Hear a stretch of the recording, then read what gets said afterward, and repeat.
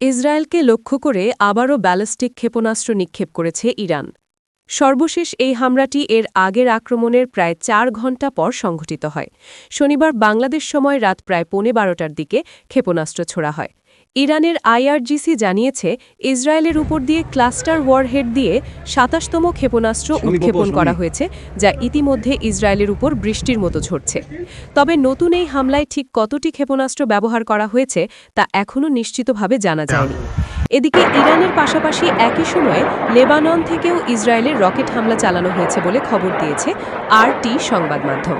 এদিকে ইসরায়েল ছাড়াও ইরাক, কাতার, বাহরাইন ও আরব আমিরাতেও একই সময় হামলা চালিয়েছে ইরান।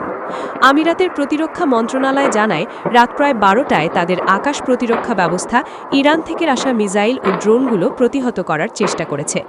মিসাইল ভূপতিতের কারণে বিস্ফোরণের শব্দ শোনা যেতে পারে বলেও সতর্ক করেছে কর্তৃপক্ষ। তবে হামলায় হতাহতের সংখ্যা বা ব্যাপকতা এখনও জানানো হয়নি। এর আগে মার্কিন প্রেসিডেন্ট ডোনাল্ড ট্রাম্প দাবি করেছেন, ইরানকে এমনভাবে ধ্বংস করা হচ্ছে যা বিশ্ব আগে কখনো দেখেনি। ট্রাম্পের মতে ইরানের বিমান বাহিনী ও বিমান প্রতিরক্ষা ব্যবস্থা এখন সম্পূর্ণ অকেজো। তবে ইরানের সুপ্রিম ন্যাশনাল সিকিউরিটি কাউন্সিলের সচিব আলী শামখানি এই দাবি উড়িয়ে দিয়ে বলেন, ইরানি বাহিনী যে কোনো মার্কিন স্থল আক্রমণের জন্য অপেক্ষা করছে। তিনি বলেন, হাজার হাজার মার্কিন সেনাকে হত্যা ও বন্দী করে তারা দুর্নীতিগ্রস্ত মার্কিন কর্মকর্তাদের চরমভাবে অপমানিত করবেন। ইরানের প্রতিরক্ষা মন্ত্রণালয়ের মুখপাত্র রেজা তালাইনিকের মতে, ইরান কেবল স্বল্পমেয়াদী হামলা নয়, বরং একটি দীর্ঘস্থায়ী যুদ্ধের জন্য মানসিকভাবে এবং কৌশলগতভাবে প্রস্তুত। তাদের দাবি, শত্রুপক্ষ যতটা দীর্ঘ যুদ্ধের পরিকল্পনা করছে, ইরানের সক্ষমতা তার চেয়ে অনেক বেশি। ইরান মূলত তাদের প্রতিরোধের অর্থনীতি এবং নিজস্ব প্রযুক্তির তৈরি অস্ত্রভাণ্ডারের উপর ভর করেই এই আত্মবিশ্বাস দেখাচ্ছে। বিশ্লেষকদের মতে, ইরানের কৌশল হল শুরুতেই সব শক্তি প্রদর্শন না করা। তারা ধাপে ধাপে পরিস্থিতির গুরুত্ব বুঝে আক্রমণের তীব্রতা বাড়াতে চায়। এদিকে এবার ভেসে উঠছে ইরানের সমুদ্রের তলদেশে থাকা মিসাইল সিটি। অস্তিত্ব টিকিয়ে রাখার লড়াইয়ে লুকানো মিসাইল সিটি এবার প্রকাশ্যে আসছে বলে জানা গেছে দেশটির গণমাধ্যমের খবরে। ইসরায়েল আর যুক্তরাষ্ট্রের যৌথ হামলার পাল্টা জবাব দিতে এবার ভয়ঙ্কর এই মিসাইল সিটিকে সমুদ্রের তলদেশ থেকে উপরে নিয়ে আসছে তেহরান। এর মধ্যেই ট্রাম্প ঘোষণা করেন, আজই ইরানে ভয়ঙ্কর হামলা চালানো হবে।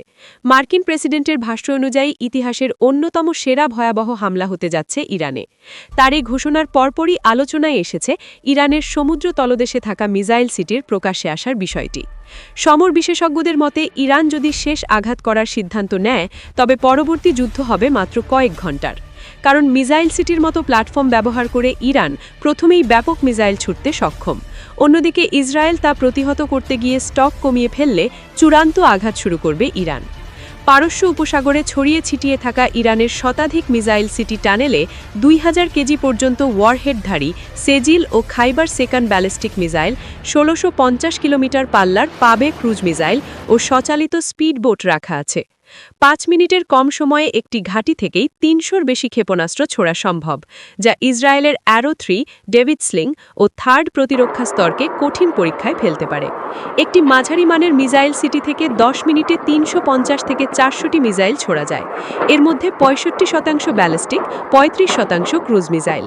বিশেষজ্ঞরা ধারণা করছেন, ইসরায়েল মিসাইল সিটিতে আঘাত করলে ইরান দিমোনা ও নেভাটিম লক্ষ্য করে হামলা চালাতে পারে, যা ইসরায়েলের দীর্ঘমেয়াদী ক্ষতির কারণ হবে। ইরানের নৌবাহিনীর সমুদ্রতলের মিসাইল ঘাঁটি রক্ষণাবেক্ষণ এবং প্রয়োজনে দ্রুত জবাবদানে বেশ কৌশলী। বিশ্লেষকরা বলছেন, এখন পর্যন্ত শুধুমাত্র ইরানের পক্ষেই এত গভীর ও গোপন মিসাইল অবকাঠামো গড়ে তোলা সম্ভব হয়েছে।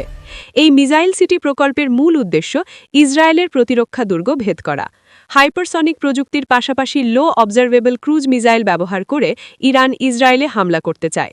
ইরানের মিসাইল সিটির অবস্থান জানাও ইসরায়েল কিংবা যুক্তরাষ্ট্রের গোয়েন্দাদের পক্ষে প্রায় অসম্ভব। অনেক ক্ষেত্রেই সমুদ্রতল থেকে ৩০ থেকে ৪০ মিটার নিচে তৈরি টানেলে এ অস্ত্রভাণ্ডার রাখা হয়, যা স্যাটেলাইট ইমেজ থেকেও শনাক্ত করা কঠিন।